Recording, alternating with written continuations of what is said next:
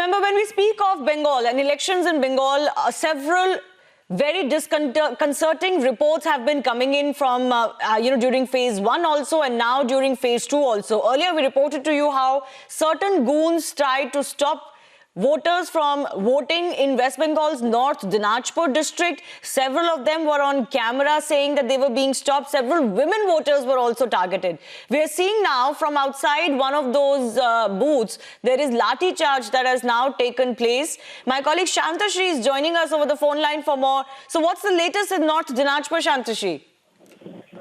It's a very shocking development that has taken place in North Dinajpur, where we see that such a spurt of violence taking place with where alleged TMC goons are stopping the voters from casting their votes.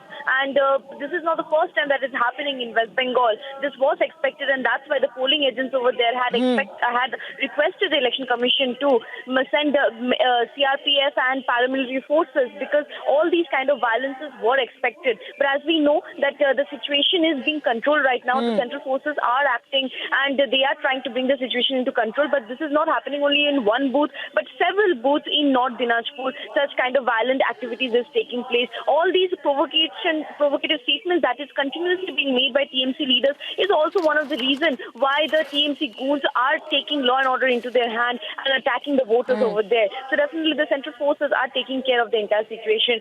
As the day pans out, we might see more violent incidents may take place, as we had seen last time in Kuch Bihar and Alipurduar as well, because TMC goons are up in hands in order to not let voters cast their rights, just like they had done it during Panchayat polls. All right, Shantashri, let me go across to Surendra Chauhan and Sundar Balakrishnan also. Now, ever since the Panchayat poll, several BJP workers have been found dead. Political gundaism is at its peak, Sundar, in West Bengal.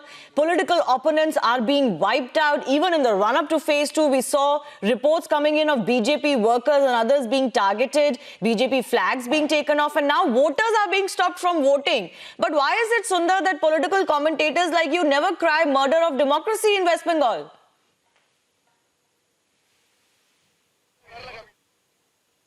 Number of times where the opposition leaders have been leaders or the karyakartas have been killed. Sundar, we're going to come back to you, sort out your audio as well. We've got some more breaking news also coming in.